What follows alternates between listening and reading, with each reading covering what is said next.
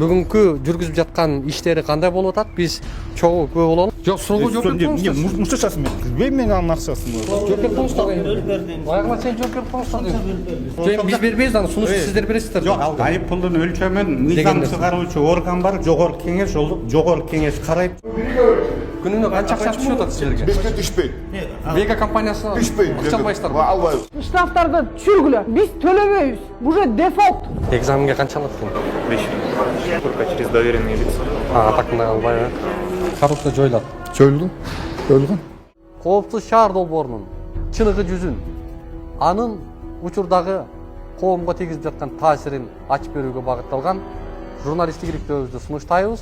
Мен аты жөнүм Улукбек Карыбек уулу. Биз менен болуңуздар. Акыркы жолу канча төлөдүңүз? Мен төлөгөн жокмун. Жакындарыңыз. Мен төлөгөн жокмун. Анткени мен мыйзам бузбайм да. Таптакыр жакындарыңыз да төлөгөн Вообще жок. бузган жок. Могу айып пулдар боюнча айтып коесузбу агай?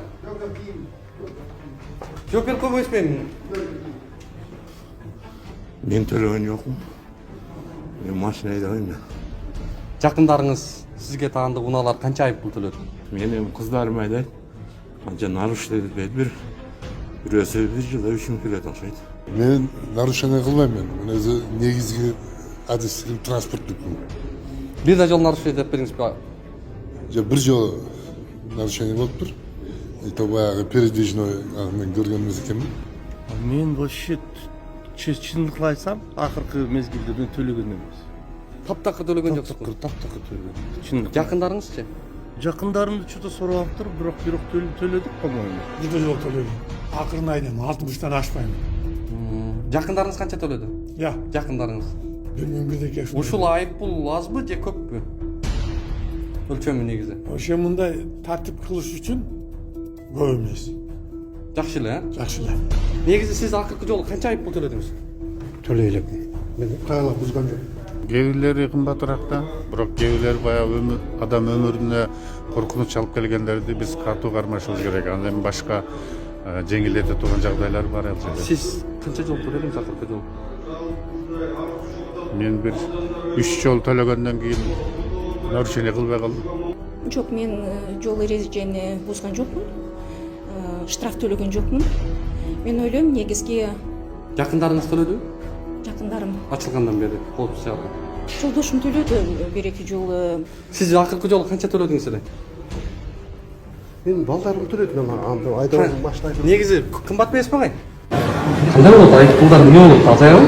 Адам эрежени бузбаш керек, менин оюмча. Биринчи кезек. Эгер эрежени бузбаса, ага мындай айып пул келбейт. Ал жанагы сиздерге өтүп мен кээде бузам, бузганды төлөйм да.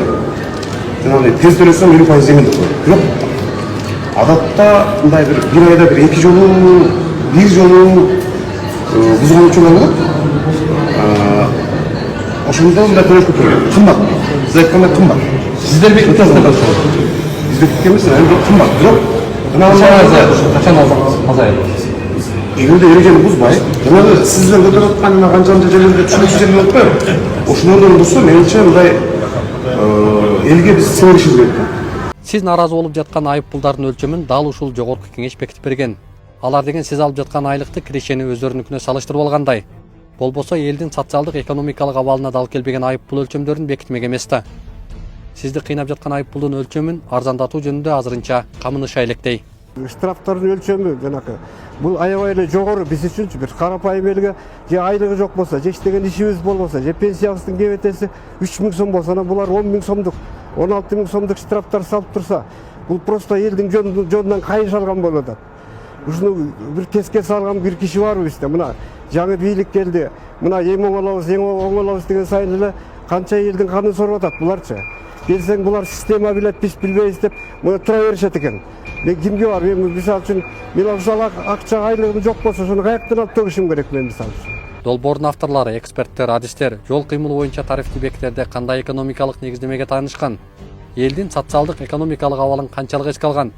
Киреше булактары, алган жөлөк пул, пенсия жана башкалар менен айып пулдун көлөмү салыштырылганбы? Ушул өңгү бир топ суроолор ачык, бүдөмүк бойдон калууда. Өкмөт аталган долбоорду ишке ашырууда урустардын ыкмасын колдонгонун жарыялаган эле. Биз дал ошол Орусия менен Кыргызстандын орточо айлык акы, социалдык мүмкүнчүлүк жана жол кыймылы боюнча айып пулдар көлөмүн салыштырып берели. Орусияда орточо маяна $520, 44.096 сом. Кыргызстанда орточо айлык маяна $203, 17.214 сом. Ылдамдык үчүн Орусияда эң чоң айыппул 500 рубльдан 2500 рубльга чейин. Кыргызстанда ылдамдык үчүн эң чоң айыппул 1000 сомдон 7500 сомго чейин. Орусияда айлык маяна 17 жолу айыппул төлөөгө жетет. Кыргызстанда айлык маяна 2 жолу айыппул төлөөгө жетет. Орусияда маянанын 3%, пения өссө 6% болот. Кыргызстанда маянанын 50%, пения өссө 100% болот. Орусияда төлөөгө жарамдуу жарандар 30%, Кыргызстанда төлөөгө жарамдуу жарандар 10%. Орусияда колунда жоктор 15%, Кыргызстанда колунда жоктор 35%. Коопсуз шаардын келиши менен айдоочуларда жолдо жүрүү, унаа айдоо, жол эрежелерин сактоо маданияты аз да болсо калыптана баштагандыгы жакшы жышаан. Бирок шаардын инфраструктурасы, жолдордун тардыгы, сапатсыздыгы, андагы белгилердин жетишсиздиги, автоунаалардын көбөйүүсү сыяктуу бир топ көйгөйлөрдүн ачыкталуусу бул системага анчалык даяр эмес экендигин далилдеп койгон жокпу? Эң кызыгы Вега компаниясы кайсы бир жол эрежесин бузган фактыны оңой эле жокко чыгара алгандыгында. Мында деле ошол метод колдонулган. 91 айыптын 90-ы жокко чыккан. Уялыптыр. Ылдамдык үчүн 500 сом айыппул төлөптүр. На труба нарушена. Скорость. Лебединовкада. Вот мына. Кесотпайм мынаны көрдүңүз. Плане полосан. Вот неге бул отмена этти? Дал ушундай көрүнүштөн соң коомчулук кимге ишенет? Камерага түшкөн үлкөн чиновник же коопсуздукту убадалаган компания өзүнө тиешелүү айыппулдарды оңой эле жокко чыгарып жатса, каяктагы адилеттүүлүк, чындык жөнүндө сөз болсун.